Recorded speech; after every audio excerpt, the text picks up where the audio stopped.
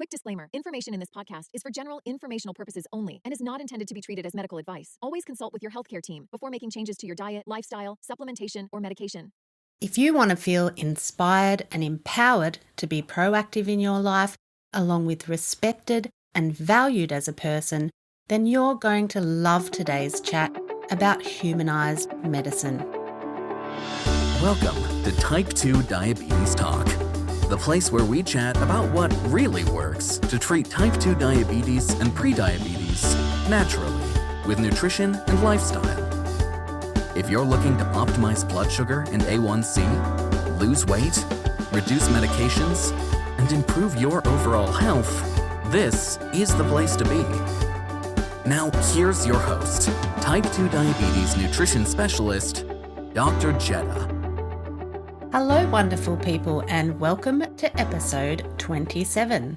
Not so long ago, we covered some really important discussions around medications over a series of 4 podcasts in our Medication March series. And in the last episode of the series, we covered deprescribing medications. And across the series, we talked about how doctors primarily prescribe medications and how they often hesitate and they're not supporting the deprescribing of medications. But that's not the case for all doctors. That's why I'm excited to bring on a very special guest today, a medical doctor with a passion for not only medicine, but healing and wellness. And we're going to talk about humanized medicine to reduce medications. So please welcome to Type 2 Diabetes Talk, Dr. Maria Colon-Gonzalez, or as most people call her, Dr. Maria. Welcome, Dr. Maria. Thank you, Dr. Jetta. Thank you for having me here in the show. And I love that you say, and not all physicians are only about prescribing. But yes, medication deprescribing doesn't happen a lot, unfortunately, in medicine. Exactly. And that's what our conversation is all going to be about today. So Dr. Maria has an impressive background. As I said, she is a qualified medical doctor, but we don't get too many medical doctors with multiple qualifications in other areas of health and lifestyle. And Dr. Maria is also qualified in lifestyle and integrative medicine, along with having education and an understanding of nutrition and culinary medicine, and being a yoga instructor, acupuncturist, and heart math practitioner. That's a long list of qualifications, Dr. Maria. Where did your passion for this comprehensive kind of healthcare come from? Growing up, I was a sick child. I had asthma. I was hospitalized multiple times. I also had problems with my blood sugar level. As a teenager, I also started to have chronic back pain. So I was a child growing up with like these 3 conditions that are considered chronic. As I grew up, I really had to learn how to take care of myself. What I discovered was that a lot of the things that would really keep me healthy, unfortunately, was not going to my doctor or to my pediatrician, getting my medications refilled. A lot of what really helped me was changing my nutrition. With my back pain, I had an MRI as a teenager. That doesn't happen a lot. And I was not getting better with the traditional physical therapy. And eventually, the doctor told my dad was, well, we need to consider surgery in her. My dad was like, no. So I really had to learn and read on my own and study on my own, like, how am I going to be healthy versus living how I started, life, which was like from doctor to doctor in the hospital, with my asthma exacerbations. And then when I went into college, I was a group fitness instructor all the way until my 2nd year of medical school, or maybe all the way until my 4th year of medical school. So probably like 10 years that I was already in the health and wellness industry by itself before even medicine. And in my own experience and working with people, what I have realized is that we cannot address only symptoms. We cannot address only numbers, the metrics, because that doesn't necessarily mean that people are feeling good in their bodies. Yeah, what an interesting journey too. I mean, this has all happened to you at a very young age and a very traumatic experience, like you say, multiple chronic illnesses, the asthma, the blood sugar issues and the back pain. And, someone even suggesting so early on in your life that you have to have back pain surgery as the only solution for your pain. That's crazy. But this is similar to what we see in diabetes or lots of other health conditions. It's just that the medical model, it's like push that medical model that there's no other solution. And it's not until people look outside that medical model themselves that they can begin to discover that there are. And that's obviously what type 2 diabetes talk is all about too. But Dr. Maria, you frequently use a term that I really love, and that is humanized medicine. And what I've seen from you is that humanized medicine is the basis, the core of your kind of practice. So can you please tell us what is humanized medicine? Because I don't think many people would have heard that term before. So, humanized medicine, where did this concept came from? Well, I think that both for the patient as well as for the physician, we are so focused on the science, the metrics, the numbers, the achieving, the results, because at least in the US healthcare system, if you are getting paid by the insurance, that's how you're going to get paid, or that's how you might be categorized as a better doctor than the other based on all those numbers and metrics. But again, the reality is that one doesn't mean that there is a therapeutic relationship with your physician or that you have trust. That doesn't, mean that, okay, maybe your blood pressure numbers and your A1C and your cholesterol, all of that is improving, but maybe you're still like not feeling good in your body. Maybe you don't have a diagnosis of like depression or anxiety that requires treatment, but still your emotional well being, you're still living in sympathetic rather than in parasympathetic. And most of all, and I think that this is very true for the Western culture, is this we're very focused on the doing, the task, the actions, the achieving, but then there's no connection with the being, who you are. So I used to be in academic medicine, and I remember I was in this meeting with two other chair of departments. This was like my first job out of residency. And we were putting together a module and some stuff for the medical students. And I was like, I think that one of the things that they should be asking their standardized patients is like, what are your goals in life and what are your dreams? What do you want to achieve? And the chair of the department was like, why do they need to ask them that? They don't need to do that. Like, like there is no purpose because medicine should be an art. It should be, more of a healing. We make it more of a science and we're trying to fix the machine and the symptoms and the numbers. So for me, humanized medicine is I want my patients, yes, to not have the symptoms. And yes, I want to see their numbers improve and their outcomes improve. But I want them to be able to do that because I want them to enjoy life. I want them to be able to be present in life. I want them to be able to experience life in a calm state. And I don't want to rush in an appointment without being able to connect with my patient and their story of who they are. Because a lot of the times, what's going on in our lives, all of our lives, is really affecting our health. And sometimes we just focus on like the microcosmos and we forget about seeing like that big picture. Yeah, it's such an important thing. I really love it because it really seems the way that all doctors should be providing care because, say, when we look at the medical care guidelines in diabetes, for example, some of the core values there are that they always talk about person-centered care, but we're just not seeing that actually translated into the medical environment, into proper care. For many people, I hear these stories all the time that they just get talked at and they're not listened to or they feel misunderstood and unsupported. And something that you really touched on there was that therapeutic relationship and also that rush that most medical environments are in. Like they very short appointments, and that they're focusing on those numbers and not those therapeutic relationships and building that trust with people.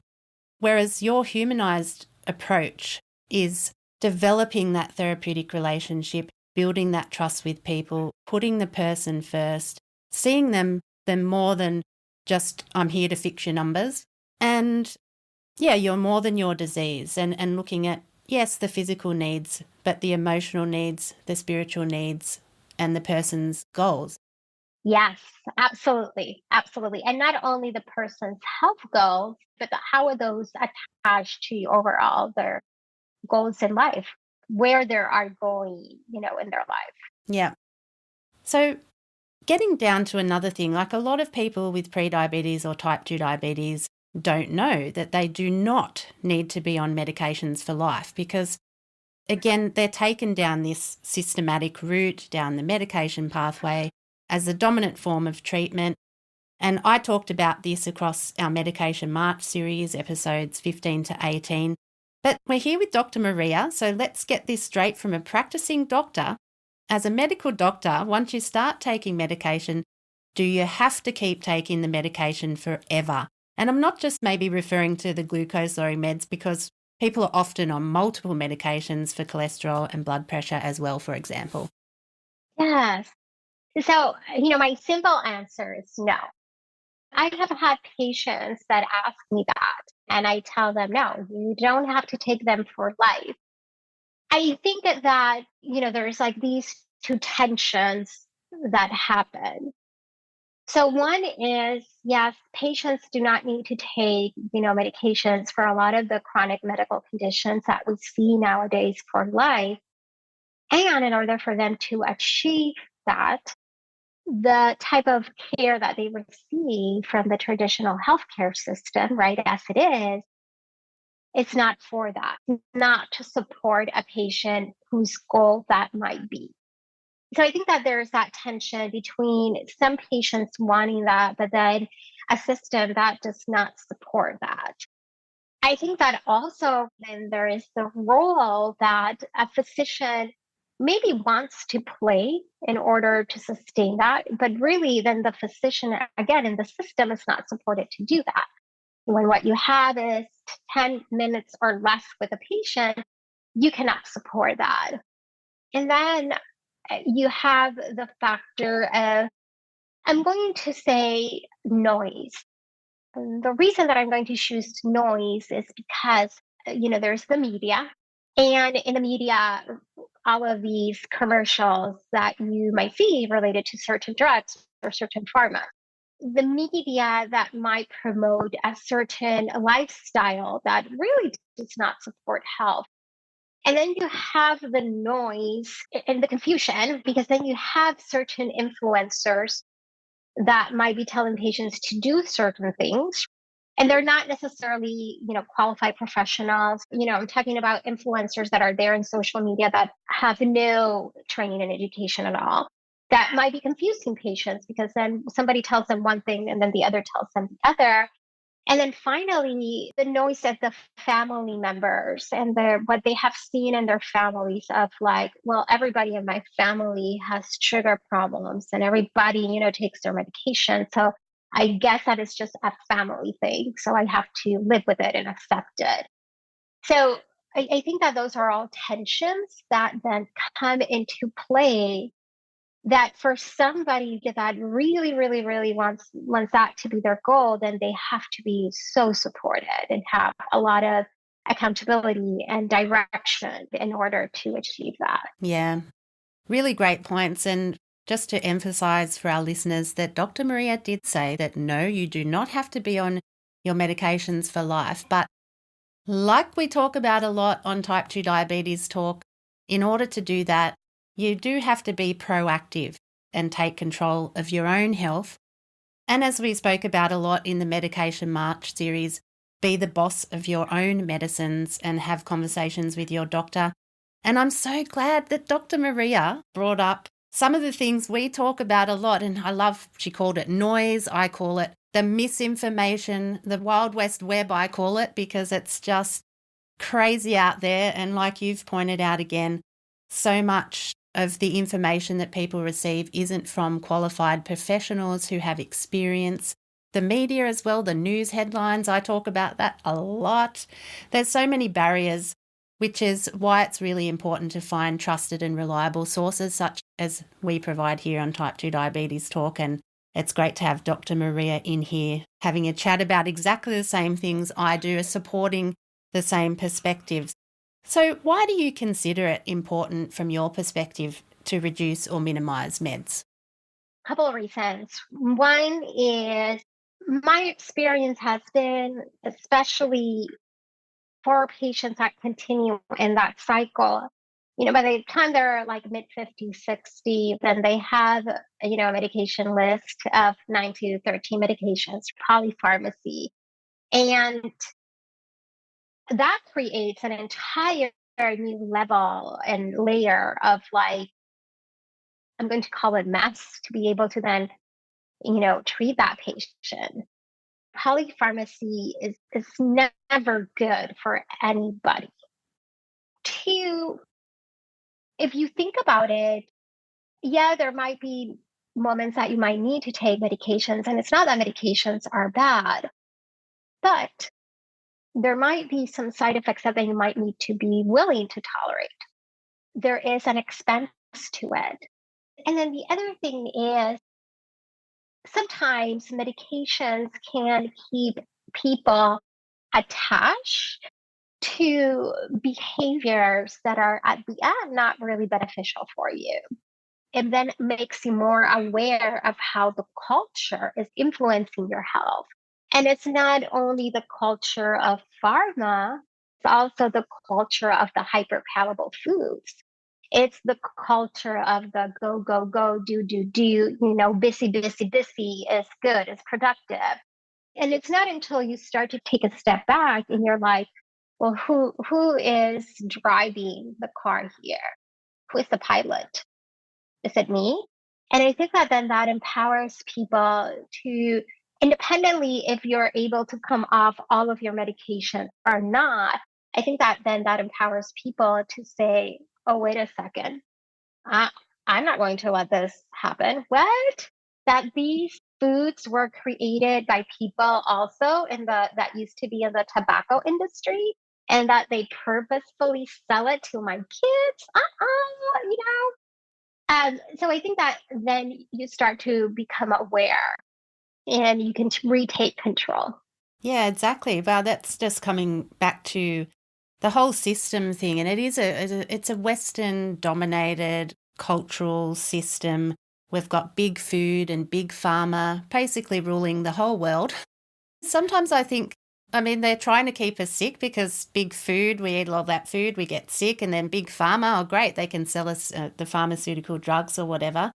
I'm not going to go down that rabbit hole because it's just too big at the moment. But something else you brought up that I often speak about and I'd like our listeners to think about is don't rely solely on meds. And because you do see people thinking, okay, well, the medication is reducing my A1C so I can keep drinking my Coca-Cola. They're attached to those behaviours, as you said, and those behaviours aren't good for you, but those medications are really masking the symptoms. They're not necessarily healing you, right?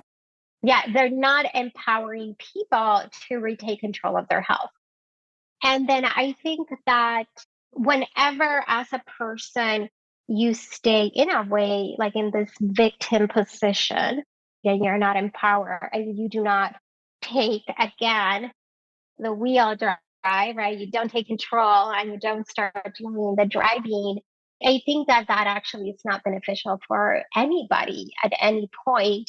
And, one of the things when I was in training, a lot of what I was taught was like how I'm in a position of more power than my patients because I have more knowledge and how, people, you have to talk to them at a third grade level because of health literacy, like all of these things.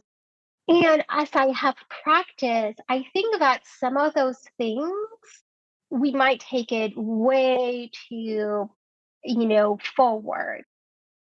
And in a way, what we're doing is that we're creating people that are depending again on the system. The system is the navigator, the case manager, right? All of these things. And I can understand that, yes, patients might not have, my medical degree, and that, yes, I have to water it down some. But I think that when we do it to the core of it, what we're actually doing is more harm than good. I completely agree with you on that one. And I find that people really want to be treated intelligently. And sometimes this whole concept of health literacy, people can understand if they're given the respect and explain the concepts in a way they understand it. It doesn't mean you need a medical degree. People aren't stupid. They are capable. So I agree, watering it down just isn't helpful. All the generic information, even when people go and search for information on type 2 diabetes, it's all just still so generic. They're not getting that proper help, that proper support, that information, and they are intelligent enough to understand it. Yes, absolutely.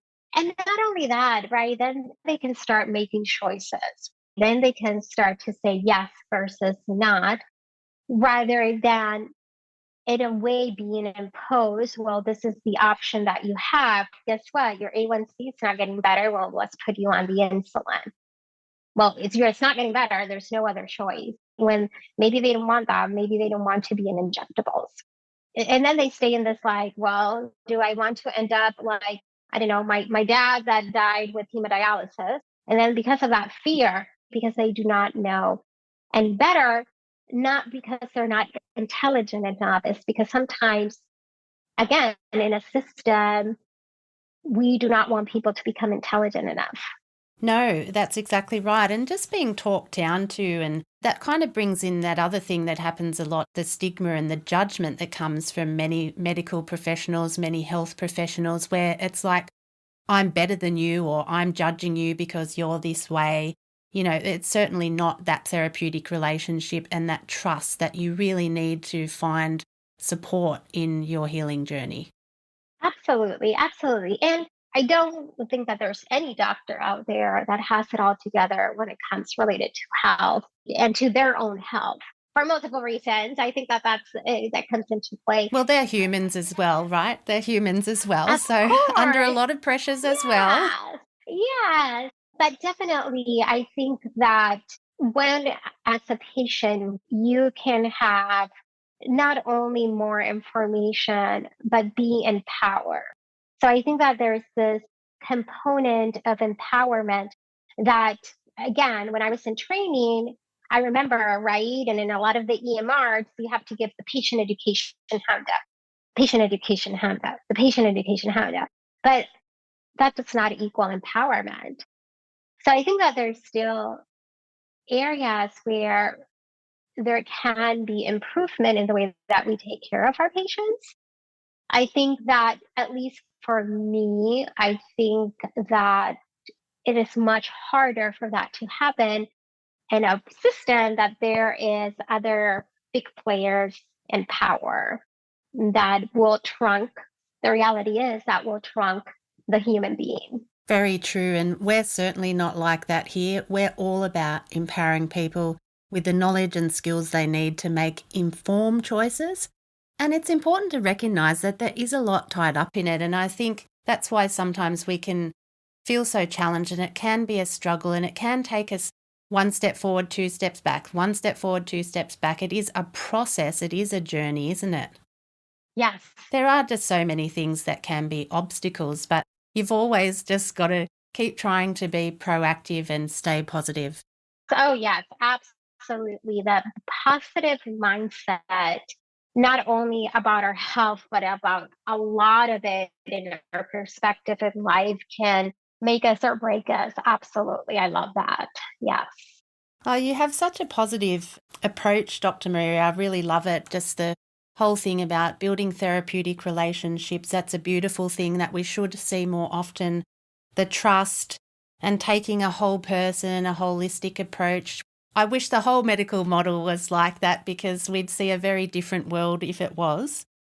But I know that not everybody has access to this. And so for those out there who don't have access to a doctor who practices, humanized medicine in such a way, what are your recommendations to them? Oh, such a good question. One, I love the word that you use, to be proactive, to be in power of taking control of their health. I think the other thing that I would say is if you have access to healthcare that is outside the traditional system, whether that is that you pay for it out of pocket, or perhaps you have or know of a physician that is trained in other modalities. If you have some sort of access of outside of traditional healthcare, I would say really consider it. I think the other thing is, yes, it's good to read. Yes, it's good to know. And not everything that you hear in social media or Google or the news, or you can take it and implement it for you. I would advise that to be very careful. And the other thing that I would recommend, and I talk a lot about this, is journal, journal, journal, journal, journal, and journal. And you might be thinking, like, what? Like, why? How is that related? And I think that a journal is a really good exercise to become aware, to have introspection, to develop that being, to sit down and to say, what is it that I want in life? Are all of these decisions that I'm making, are those taking me where I want to be in life, right? To develop that relationship with yourself, with your soul, with your spirit. Because I think that, again, we forget so much, even on the wellness industry, right? We might focus on, again, the diet and the exercise and using certain, whether it is products or whatever it is. And then we forget of how is the relationship with yourself. The other thing is, one of the things that I notice also with my patients is you go to the doctor and you're like having the vague symptoms like headache or abdominal pain, some of these vague symptoms and you cannot tell me more. And I think that journaling also, you can use it as that tool of tell me more. Oh, this is the type of abdominal pain that I get, and maybe I get it when I eat certain things. So I think everybody should have a journal and a pen that they love. And even if it's just 5 to 10 minutes, just sit down with your pen and your paper and just write. Yeah, journaling is such a powerful tool, and obviously being in nutrition, sometimes we get people to journal for recognizing patterns and habits in their eating plan, and obviously recognizing patterns and habits in their blood sugar monitoring numbers. When we do that, it brings awareness, because if we don't put it down on paper, we wouldn't see those patterns, and it's the same when you journal for other reasons. Like Dr. Maria said, it's so great for identifying symptoms if something's going on in your life that you're not feeling well about. Because we know in randomized control trials or qualitative studies that when people are asked the question directly, the recall's not great. But if you've journaled those symptoms over time and you can recognize and bring awareness of when those are happening, that can provide your doctor or your health practitioner with information that can help support you better as well. Yes, to be proactive, to be in power of taking control of their health. Well, thank you so much for joining us today on Type 2 Diabetes Talk. We have covered a lot of ground, but before we go, can you tell our listeners where they can find out more about you and your services? Yeah, so I specifically see patients in the state of Texas. I do that virtually. The name of my practice is Salud Revisited. So Salud, like health in Spanish, SALUD Revisited, REVISITED.com. Well, thank you so much for joining us. It's really been a wonderful pleasure. Thank you. Thank you, Dr. Jetta, for the opportunity. My pleasure. When it comes to food products, the FDA sometimes approves health claims based on research. But how robust is the relationship between the original research and subsequent foods that use the health claim on their food labels? Tune in next week as we explore an example. Until then, take care Dr. Jeddah, over and out. Thanks for tuning in to Type 2 Diabetes Talk. Please subscribe to the show on your favorite podcast platform.